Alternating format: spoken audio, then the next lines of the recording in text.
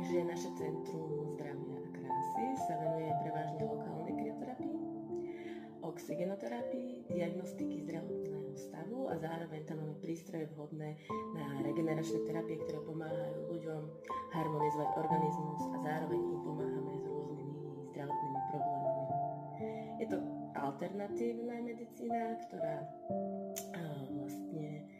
je biorezonančná a jej úlohou je pomôcť organizmu naštartovať ho tak, aby fungoval. Každý organizmus totižto je prispôsobený na to, aby sa so všetkým vysporiadal sám, ale keď má veľké záťaže v tele, napríklad záťaže elektrosmog, ťažké kovy a rôzne iné, aj stresová záťaž, tak tie oslabia ten organizmus a tým pádom vznikajú rôzne choroby, ktoré prechádzajú do chronického stavu a ľudia majú veľké problémy. Napríklad k týmto chorobám patrí borelióza,